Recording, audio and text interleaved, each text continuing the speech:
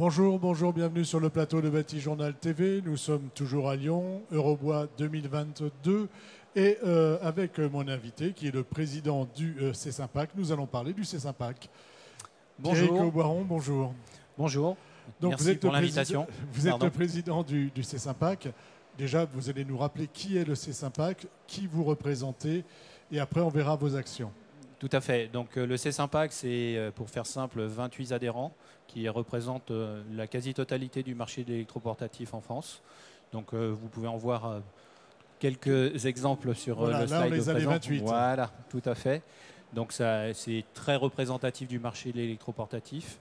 C'est à peu près 4800 personnes sur le marché et 2,6 milliards de chiffre d'affaires. Donc voilà. Des entreprises très implantées sur le marché français. Voilà, très implantées sur le marché français et notamment dans la filière bois. Et notamment dans la filière bois, mais pas que. Mais pas que, bien sûr, hein, mais parce que évidemment, on a besoin d'électroportatifs pour travailler le bois. Tout à fait, et du consommable. Et du consommable. Donc ça, c'est de la présentation. Ensuite, est-ce que vous pouvez nous faire un petit point conjoncture, nous dire aujourd'hui où on en est pour la conjoncture Alors, sur la partie professionnelle, après une année 2021 euphorique. Euphorique à ce point-là? Oui, on était sur des tendances très très fortes, au-delà des plus 20 sur la tendance si on compare à fin mai 2021. Donc c'est vrai que c'était très dynamique et ça l'a été tout au long de l'année 2021, avec les problématiques de disponibilité bien évidemment aussi qui en ont découlé. Ce dynamisme s'explique comment? Par quoi? Par la reprise après crise? Reprise, oui. On a eu aussi l'effet induit du Covid et du confinement avec pas mal de population aussi qui s'est retrouvée à racheter bon nombre de maisons ou d'appartements. Donc ça a aussi dopé quelque part la dynamique de l'électro, mais pas que. Donc c'est vrai que ça a été un bon support sur la partie électroportatif. Et puis on a eu également côté consommateur une envolée de la consommation, puisque le do-it-yourself était bien présent sur 2021. Mais pour revenir sur la partie professionnelle, on est sur la tendance 2022, pas du tout sur les mêmes trends, bien évidemment. Ça se durcit quelque peu. On est sur une tendance flat à fin avril, avec un mois de mai qui est plutôt négatif et fortement négatif sur la partie pro, avec un moins 10. D'accord. Donc on sent que ça se durcit quelque peu, ce qui est logique en soi après une année complètement folle. Ça revient au niveau 2019 ? On est toujours au-dessus de 2019. Toujours au-dessus de 2019. On est sur une bonne tendance versus 2019 et heureusement. Donc ça nous permet d'avoir une légitimité dans ce marché-là et une tendance sur la deuxième partie de l'année qui devrait être assez aussi en corrélation avec ce qu'on a subi sur le début d'année. Vous pensez que finalement on va avoir quelque chose d'assez stable maintenant sur la fin de l'année? Oui, après c'est toujours difficile de faire des prospectives. Aujourd'hui, comment le marché il est après une année euphorique, il est très difficile de voir. Il y a eu une année bizarre en 2020, il y a une année euphorique. Donc maintenant on revient peut-être à quelque chose d'un peu plus normal. Un peu plus normal. Ce qui est à noter tout de même, c'est sur le début d'année, on constate que sur la partie e-commerce, on a eu une grosse chute sur la partie vente, donc avec des chiffres fortement négatifs. Donc c'est à noter. Et quand je dis e-commerce, c'est surtout e-commerce spécialisé, donc qui sont en lien avec le marché professionnel. Voilà. Donc c'est plutôt du côté des professionnels qu'on sent une baisse. Non, sur la partie e-commerce, c'est global. Mais c'est vraiment le pendant et la différence entre le marché, je dirais, stationnaire, distribution, qui lui a bien stabilisé les choses. A contrario, la partie e-commerce a pêché. D'accord. Après, il y a une tendance sur les produits que vos adhérents proposent à la vente. Et là, il y a une inversion. Oui. Tout à fait. On assiste quasiment en 10 ans à une inversion entre le filaire et le sans fil, où en 2010, le filaire représentait 60% et le sans fil 40%. Là, on est en 2022 avec plus de 60% de part de marché sur le sans fil pour un peu moins de 40% sur la partie filaire. Voilà, ce qui paraît logique, compte tenu de la praticité et puis des évolutions produits. Oui, gain de puissance, développement de nouvelles batteries avec la partie lithium et toutes les évolutions technologiques qu'on a pu avoir sur la partie mécanique. Donc ça nous a apporté énormément d'innovation sur le secteur du sans-fil. Donc du sans-fil qui évolue. Ensuite, on a un gros sujet. Voilà, et ce sujet, c'est comme de toute façon, c'est le sujet de chacun aujourd'hui, hein, de tout le monde, c'est l'environnement. Tout à fait.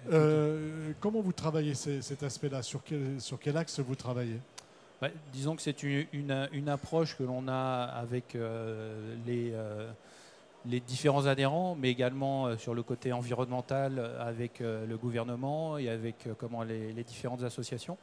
Donc il y a pas mal de lobbying aussi qui est fait sur ce niveau-là, puisqu'on est contraint sur certaines approches par les nouvelles lois, et notamment la loi anti-gaspi, qui est la loi AGEC en 2020, qui nous occasionne quelques difficultés pour la suite, pour la mise en œuvre. Alors c'est dans la tendance et c'est bon pour ce qui nous concerne, bien évidemment, mais ça nous pose question sur le devenir et l'aménagement qu'on doit y apporter. Des questions, c'est quoi? L'amélioration du traitement en fin de vie des produits, notamment. Donc ça, c'est vrai que c'est un problème qui est crucial pour nous tous. Ça veut dire c'est le recyclage, enfin c'est la collecte. C'est la collecte, c'est le recyclage, c'est le taux de recyclage. Quand on parle recyclage, c'est assez large. Hein. Ça peut être 10% du produit, comme ça peut être 100% du produit. Donc là, on est incité fortement à augmenter ces pourcentages-là. On a aussi une tendance forte sur l'amélioration de la conception des produits pour favoriser la réparation de ces mêmes produits et le réemploi des produits. Donc ça, c'est quelque chose qui voilà, c'est important. Aujourd'hui, on doit pouvoir réparer à nouveau, j'avais envie de dire, oui. Et on doit pouvoir réemployer plus tard. Tout à fait. Après, on a de bon nombre de sujets en cours. Il y a notamment les filières REP, mais je ne vais pas trop rentrer dans le détail parce qu'on pourrait en parler assez longuement. On a le temps d'en parler quand même un petit peu. Oui, mais il y a quelques points qui sont un peu plus porteurs pour la partie professionnelle, notamment sur le règlement sur les batteries et son évolution. On a sur cette partie batterie en 2023 un règlement européen qui va arriver. Et qui prévoit une obligation de traiter les batteries industrielles en fin de vie. D'accord. Aujourd'hui, donc ça, vous êtes concerné par ce règlement européen? Oui, tous. Et je pense que tout un chacun a sa responsabilité de ramener déjà ne serait-ce que les anciennes batteries qui ne sont plus utilisables, mais derrière, ça sous-entend de pouvoir les retraiter. On a une obligation de marquage aussi de batteries pour la traçabilité et pour aussi viser la mise sur le marché. Et une obligation d'établir aussi l'empreinte carbone de ces mêmes batteries industrielles. Donc tout ça mis bout à bout... ça fait beaucoup de travail. Ça fait beaucoup de travail et ça demande de l'anticipation. Comment vous aidez les adhérents à répondre à tout cela? Est-ce que vous mettez en place des dispositifs particuliers? Vous les informez? Vous les formez?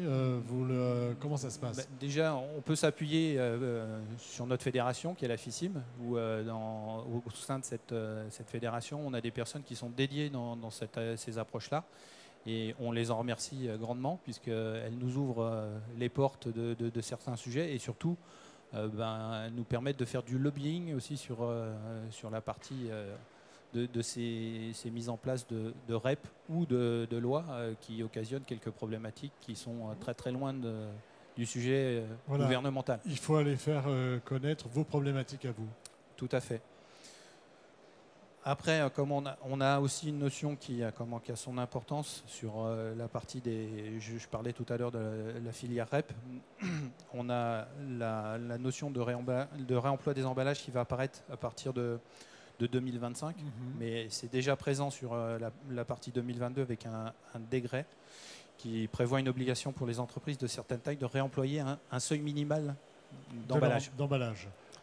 Donc ça, c'est quelque chose aussi qui va dans le bon sens, mais il faut de l'anticipation, il faut du temps. Ça demande une organisation au sein de toutes les entreprises. Et c'est vrai que quand on est une petite entreprise, c'est pas forcément applicable facilement. Et quand on est une très grosse entreprise, c'est tout autant compliqué aussi. Voilà. Ça implique quoi, par exemple, pour une entreprise, cette problématique emballage?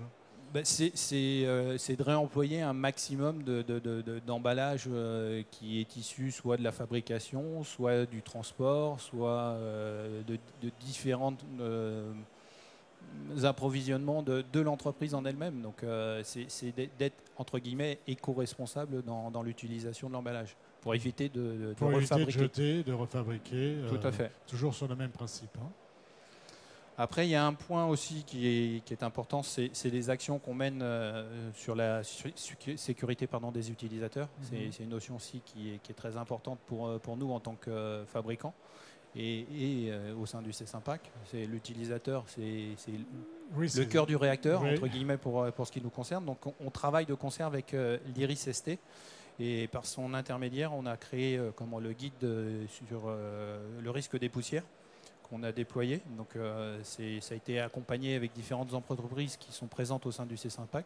Et ça permet de guider l'utilisateur dans la bonne utilisation des outils avec justement les risques encourus sur la partie poussière et notamment sur la partie du bois.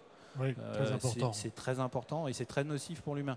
Le bois, c'est plus nocif que beaucoup de Oui, la poussière, on ne va pas rentrer dans le détail, mais peut développer des cancers spécifiques au niveau du nez. Et le dernier en date avec l'IRIS et l'OPBTP, on a établi un guide de choix sur les aspirateurs professionnels aussi, puisque ça a son importance. Donc c'est des choses qu'on met à disposition à la fois des utilisateurs, des adhérents du C5PAC, pour justement appliquer les bonnes formules sur le sujet. Bonne pratique et bonne formule. Tout à fait. On arrive presque au terme de l'échange. On arrive, oui, quasiment au terme. Il faut annoncer donc une biennale, c'est ça, votre biennale? Tout à fait. C'est la grande biennale de la partie outillage qui aura lieu donc le 19 septembre à 17h sur Paris.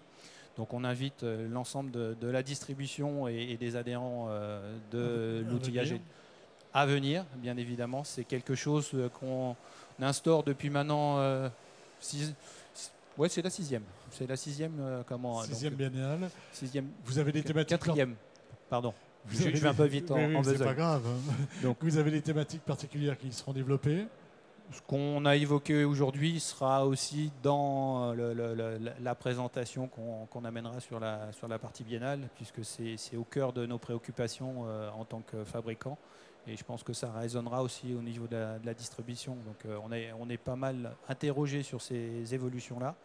Donc c'est l'occasion de pouvoir partager, d'échanger sur ces différents sujets. Alors on sera aussi très enclin à partager des chiffres, puisqu'on a la chance d'avoir pas mal de chiffres à disposition, aussi bien sur la partie professionnelle que sur la partie e-commerce ou que sur la partie espace vert aussi. Donc on a la chance d'avoir pas mal de cordes à notre arc et on les partage bien volontiers lors de notre biennale. Lors de cette biennale, d'accord. On a terminé? On a terminé. Parfait. C'est le point final. Le point final, merci. Alors j'imagine quand même que toutes ces informations, tout ce que vous venez de nous dire, on le retrouve, et si je veux des infos supplémentaires, sur le site internet du C5PAC. Tout à fait. La plus grosse majorité des échanges sont présents sur la partie du C5PAC. Voilà, donc il y a de quoi lire et de quoi faire. Tout à fait. Merci d'être venu sur le plateau de Batijournal TV nous parler donc du C5PAC et surtout de vos actions. Une émission à retrouver sur notre site internet Batijournal TV, comme toutes celles que nous tournons ici à Eurobois 2022 et sur les sites de nos partenaires que sont le magazine Woodsurfer, le salon Eurobois 2022 et bien sûr France Bois Forêt. Merci à vous. À bientôt. À bientôt.